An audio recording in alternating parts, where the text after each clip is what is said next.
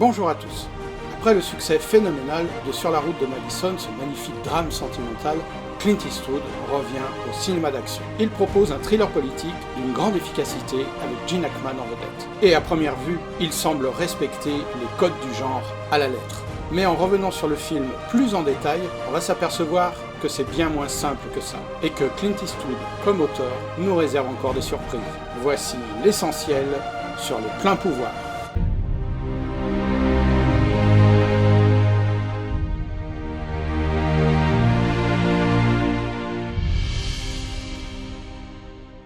Les pleins pouvoirs de Clint Eastwood, 1997. Clint Eastwood est Luther Whitney, un voleur d'élite qui ne s'attaque qu'aux très riches. Son dernier cambriolage, avant de clore sa carrière, est la résidence de Walter Sullivan, un des hommes les plus influents de Washington. Luther neutralise le système d'alarme et pénètre dans la chambre forte. Il s'apprête à repartir quand Chrissy, l'épouse du milliardaire, entre avec un partenaire. Caché derrière le miroir sans teint du coffre, il reconnaît Alan Richmond, le président des États-Unis, qui tente d'étrangler Chrissy avant qu'elle ne soit tuée par 2 de ses agents des services secrets. Le crime est alors couvert par sa secrétaire particulière. Gene Hackman est Alan Richmond, le président des États-Unis d'Amérique. Il a déjà tourné pour Clint Eastwood en incarnant le shérif d'Impitoyable, rôle qui lui vaudra un Oscar. On ne compte plus les classiques dans lesquels il est la vedette, comme French Connection, L'Épouvantail ou Conversations secrètes. Il est aussi l'inoubliable Lex Luthor dans Superman le film de Richard Donner. Ed Harris est Seth Frank, inspecteur de la brigade criminelle de Washington. Il devient célèbre grâce à son rôle de John Glenn dans L'étoffe des héros. Il est la vedette de chefs-d'œuvre comme Apollo 13, The Truman Show ou The Hours. Il interprète Pollock. C'est son père au départ qui lui offre un livre sur le peintre à cause de leur ressemblance. Il développe depuis ce jour une passion pour le maître du draping qui le conduit à mettre lui-même en scène ce très fidèle biopic. Laura Linney est Kate Whitney, la fille de Luther. Elle est la géniale épouse de Truman Burbank dans The Truman Show. Elle retourne pour Clint Eastwood dans Mystic River en 2003. Judy Davis est la machiavélique Gloria Russell, la secrétaire particulière du président. Elle est une des représentantes de la famille Woody Allen dans les années 1990. Elle tourne pour lui dans Alice, Mari et femme, Harry dans tous ses états et Celebrity. Elle est aussi l'actrice principale du Festin nu de David Cronenberg. Les 2 agents des services secrets sont incarnés par Scott Glenn et Dennis Haysbert. Comme Ed Harris, Scott Glenn est aussi dans L'étoffe des héros. Personne ne l'a oublié dans le rôle de Jack Crawford, le patron de Clarice Starling, dans Le silence des agneaux de Jonathan Demme. Et pour Dennis Haysbert, sa popularité explose quand il incarne le président David Palmer dans la série 24 heures chrono. Le grand acteur E.G. Marshall est le milliardaire Walter Sullivan. Il est un acteur récurrent du cinéma de genre des années 1950 aux années 1980 avec des classiques comme Ouragan sur le Ken, La poursuite impitoyable, Tora Tora Tora ou Superman 2, dans lequel il incarne lui aussi le président des États-Unis. Il est le juré numéro 4 dans 12 hommes en colère, le chef-d'œuvre de Sidney Lumet. Enfin, regardez bien, on croise Alison Eastwood dans le rôle d'une étudiante en art au tout début du film. Elle partage l'affiche avec son père quand elle a 12 ans dans La Corde raide. Si vous êtes attentif, vous apercevrez une photo de tournage de La Corde raide où Alison est censée représenter Laura Linney jeune. Clint Eastwood se rapproche une nouvelle fois de Castle Rock via la productrice Karen Spiegel. Castle Rock s'avait déjà coproduit dans la ligne de mire de Wolfgang Peterson avec Clint Eastwood. Il coproduit le film avec sa société Malpaso Company et engage ses fidèles collaborateurs. Joel Cox au montage, Jack Green pour la photographie et Lenny Nios pour la musique. C'est cependant Clint Eastwood qui compose les 2 thèmes principaux du film, Power Waltz et le thème de Kate. Le film est tiré du roman de David Baldacci et c'est William Goldman qui se charge de l'adaptation. En 1969, il reçoit un Oscar pour le scénario de Butch Cassidy et le Kid de George Roy Hill. Et Clint Eastwood a tout de suite accroché au scénario proposé par lui. Il apprécie la manière dont il a condensé le roman original, tout en préservant l'originalité des personnages. L'histoire se déroule à Washington, où Clint Eastwood avait déjà tourné dans la ligne de mire. Mais le réalisateur, comme à son habitude, par souci d'économie, préfère tourner à Baltimore. Son architecture est parfaite, elle est une fidèle réplique de la capitale dans les plans généraux. Le film appartient au genre du thriller politique. On retrouve les codes classiques du genre. Un homme politique malhonnête, des collaborateurs qui lui obéissent au doigt et à l'œil en trahissant allègrement toute valeur morale, la quête du pouvoir à tout prix, le personnage principal qui se trouve au mauvais endroit au mauvais moment, un proche du héros dont la vie est menacée, et le traditionnel suspense qui conduit au dénouement final. Clint Eastwood respecte donc ces codes tout en les détournant habilement, comme il sait si bien le faire. Déjà parce que, comme d'habitude, lui-même et ses personnages ne sont jamais là où on les attend. Clint Eastwood apparaît en voleur sophistiqué qui viole totalement la loi tout en s'imposant des principes moraux.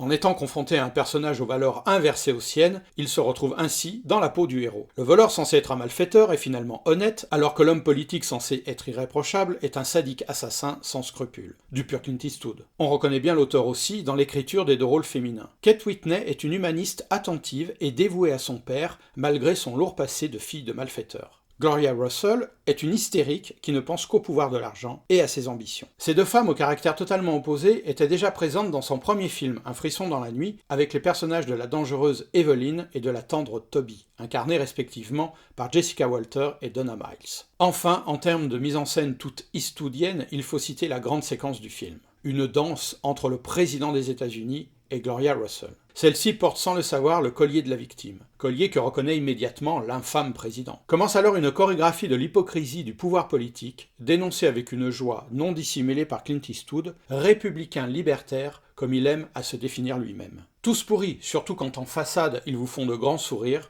nous dit l'auteur avec presque autant d'humour sournois que de nihilisme désabusé.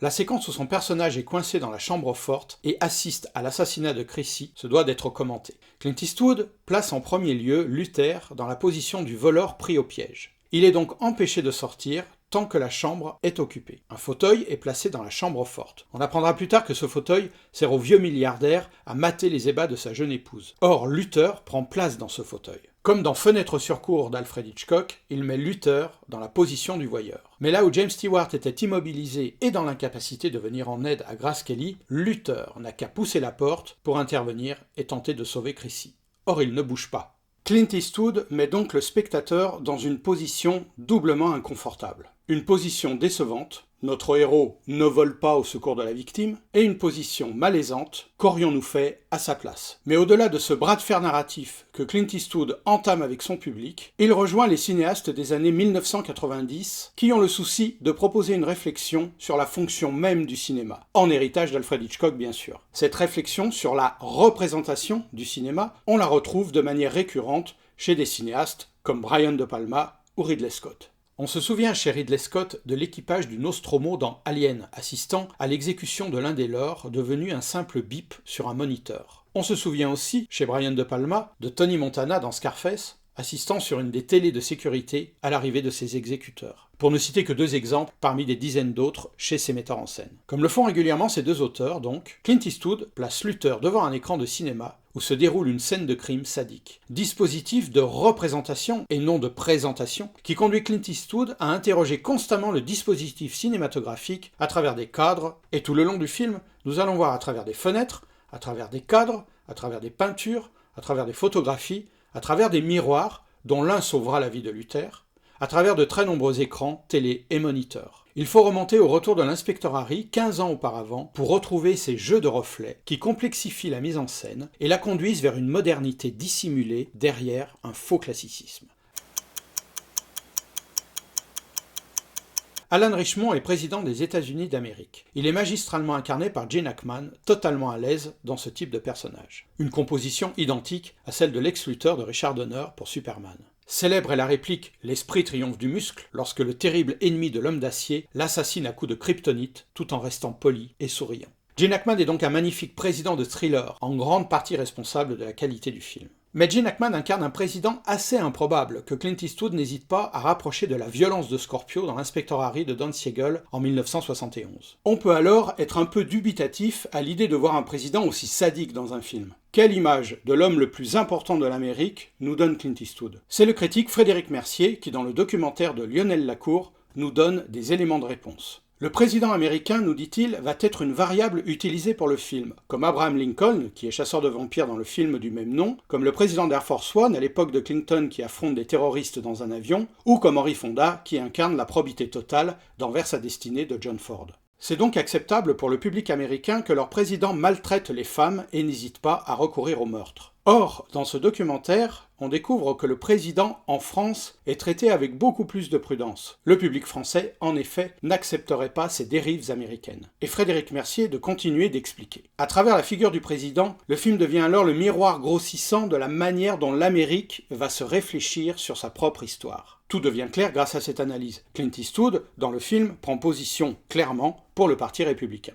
En effet, c'est le démocrate Bill Clinton qui est à la tête du pays au moment de la sortie du film en février 1997. Cette date correspond avec la période pendant laquelle Monica Lewinsky, stagiaire de la Maison-Blanche, entretiendra des relations intimes avec le président. Mais quand Clint Eastwood réalise le film, il connaît comme tout le monde les premiers déboires du président Clinton alors qu'il n'était encore que gouverneur de l'Arkansas, et notamment l'accusation de Paula Jones pour harcèlement sexuel en mai 1991. Mais Clint Eastwood prend soin, en prenant Gene Hackman comme président, à ce que physiquement, on ne puisse en aucun cas associer son image à celle d'un président ayant réellement existé. Par contre, de réels présidents ont été incarnés par les plus grands acteurs. Abraham Lincoln, par Henry Fonda dans Vers sa destinée de John Ford, et Daniel Day-Lewis dans Lincoln de Steven Spielberg, ou encore Richard Nixon par Anthony Hopkins dans Nixon d'Oliver Stone. Mais aussi des imaginaires, par Charles Durning dans L'Ultimatum des Trois Mercenaires, Michael Douglas dans Le Président et Miss Wade, Bill Pullman dans Independence Day, ou Harrison Ford dans Air Force One. Mais le fictif le plus célèbre reste à coup sûr le président magnifiquement incarné par Martin Sheen dans la série À la Maison-Blanche. Luther Whitney est proche d'Arsène Lupin. C'est de toute évidence un cambrioleur charmeur qu'on ne parviendra sans doute jamais à attraper. Comme Arsène Lupin, il n'hésite pas à changer son apparence. Clint Eastwood, avec sa classe et son élégance naturelle, entre dans la peau du personnage sans aucune difficulté et sans souci de crédibilité. Mais ces éléments ne constituent que la surface du personnage. Comme il l'a fait de nombreuses fois dans ses films, il incarne aussi un homme qui est tourmenté par un passé douloureux. Et c'est par un relationnel compliqué avec sa fille que ces tourments vont s'exprimer. Ayant passé de nombreuses années en prison, il ne fut pas le père que Kate aurait mérité d'avoir. Il s'agit maintenant de se racheter. Et Luther Whitney est touchant lorsqu'il cambriole l'appartement de sa fille, mais uniquement pour lui remplir son frigo. Ce n'est certainement pas un hasard si sa vraie fille apparaît au début du film, laissant après la place à une actrice pour l'incarner. Comme si Clint Eastwood nous disait que ce relationnel difficile entre Luther et sa fille était aussi celui de lui-même avec sa propre fille. Une situation courante pour les artistes comme Clint Eastwood, dont l'activité professionnelle laisse peu de temps pour voir grandir les enfants. Clint Eastwood, même s'il incarne le personnage principal, sait se mettre en retrait pour augmenter la présence à l'écran de ses partenaires. Ce fut déjà le cas d'Un Monde Parfait avec Kevin Costner, où il n'avait qu'un rôle secondaire. Ce relationnel avec ses partenaires est aussi entretenu par des séquences en commun particulièrement bien écrites, comme celle entre lui et l'inspecteur Frank, incarné par Ed Harris. L'inspecteur vient lui demander des conseils pour cerner le tueur, et Luther se charge de lui en donner, tout en évitant d'éveiller ses soupçons sur sa présence pendant le meurtre. « Expliquez-moi ça », lui demande l'inspecteur. « J'aimerais bien, » lui répond Luther, « mais je dois faire régler mon pacemaker. » Le film est présenté en hors compétition en clôture du Festival de Cannes le 18 mai 1997. Il est un assez bon succès aux États-Unis avec plus de 50 millions de dollars de recettes et un très gros succès en France avec 1 million d'entrées grâce à une presse qui soutient le film comme un des meilleurs thrillers de cette période. L'année 1997 sera aussi celle de l'alternance dont Clint Eastwood nous a régulièrement habitués. Après ce succès commercial, il revient à l'écriture d'un film plus difficile et dont il sera uniquement l'auteur. Ce sera l'adaptation d'un best-seller de la littérature du Sud, Minuit dans le jardin du bien et du mal. Mais ceci sera notre prochaine histoire. Bon film.